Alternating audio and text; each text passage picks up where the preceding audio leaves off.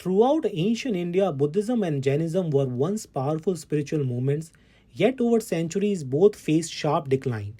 In this video, we will explore why what happened, from internal issues to external pressures, and how these factors unfolded over time. Let's begin with Buddhism. One major reason for its decline was the decay of its own institutional foundations. The Buddhist sanghas, the monastic communities, gradually lost discipline. These once strict centers of spiritual practice became places of corruption. Monks drifted from austere life prescribed by the Vinaya, and the sanghas grew into wealthy, land owning institutions. This internal decline weakened Buddhism's moral and spiritual influence. At the same time, Hinduism experienced a revival. What we call Brahminical Hinduism began reasserting itself, simplifying its rituals, and even adopting some aspects of Buddhist ethics, like non-violence. Crucially, Hindu thinkers and rulers began to regard the Buddha not as an outsider but as a divine figure within their own framework. Their syncretism made Hinduism more appealing and socially relevant. The political elite, including the Gupta rulers, threw their support behind Brahminical traditions. Another critical factor was loss of royal patronage. During Buddhism peak, emperors like Ashoka, Kanishka, Harshvardhana supported monasteries and monks, but as time passed, that support dried up. New rulers shifted allegiance to Brahminical Hinduism, cutting off funds and protection for Buddhist institutions. Buddhism also fragmented. Different sects emerged like Hinayana, Mahayana, Vajrayana, Tantrayana, and Sahajayana, and this division diluted the religion's coherence. Part of the problem was doctrinal. Some later Buddhists began worshipping Buddha as a god, which clashed with the original teaching that rejected idols. Meanwhile, the language of Buddhist teaching shifted. Early on, Buddha teaching was shared in Pali and Prakrit, languages accessible to common people. Later, monks increasingly used Sanskrit, a scholarly language few ordinary people understood. On the political front, Rajput kings played a role too. From the 8th to 12th centuries, many of these warrior rulers favored Hinduism, and their militaristic way of life clashed with the Buddhist principle of non-violence. Also, as large monastic universities like Nanda grew powerful, they became somewhat detached from the everyday lives of ordinary people. Over time, Buddhists became less relevant to the laity, especially when compared to the Hindu priests who offered more practical advice for king and commoners alike. Turning now to Jainism, its decline followed a somewhat different pattern, though with overlap. One of the first problems was a lack of consistent royal support.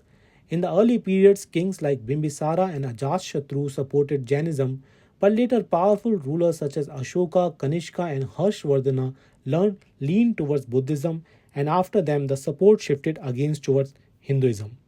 Missionary zeal among Jain monks also waned. The mendicants lost the energy and sincerity they once had spreading Jain teachings across villages and towns. Additionally, Jainism practices were extremely demanding. Unlike Buddhism's middle path, Jainism stressed intense asceticism, long fast, meditation, strict restraint. These rigorous practices were hard for most people to follow, and over time fewer were willing to adopt them. Philosophically, many Jain teachings grew unintelligibly to the masses. Ideas like Jiva, living soul, Ajiva, non-living, Pudgala, matter, and doctrines like Syadavada were abstract.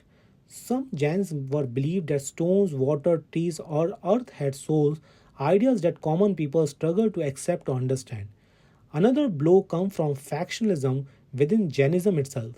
After Mahavira's death, the community split into Digambar and Shwetambar sects. The Digambar, led by Bhadrabahu, rejected clothing and followed very strict penance, while Shwetambar, led by Stulabhadra, adopted white robes and somewhat lighter practices. This division weakened the unity of the Jain community. On the top of that, Buddhism became a powerful competitor. Many found Buddhism simpler, more accessible, a path that even householders could follow. Meanwhile, Jainism's strictness made it less appealing to large groups. And as Hinduism evolved, Hindu preachers and theologians like Ramanuja or Shankara strengthened Brahminical tradition, and sects like Vaishnavism, Shaivism, and Shaktism grew more influential. In some regions, particularly in medieval times, political and social change further eroded Jain power. For instance, in Karnataka after the 4th century, Jainism split into sects like Yapaniya and Kurchaka, before consolidating among Digambar. By the 12th century, Jain Basadis temples were destroyed during political conflicts, and rising religious forces further marginalized the Jains. In summary, both Buddhism and Jainism declined over time, and due to mixed internal decay, loss of political support, religious competition, and doctrinal challenges. Buddhism struggled with corruption, division, and loss of popular connection, while Jainism was held by rigorous practices, philosophical complexity, and splits within its own ranks.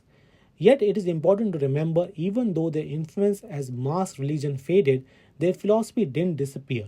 Ideas like non-violence, compassion, and introspection continue to live in, influencing Hinduism, later religious movement, and even modern thinkers.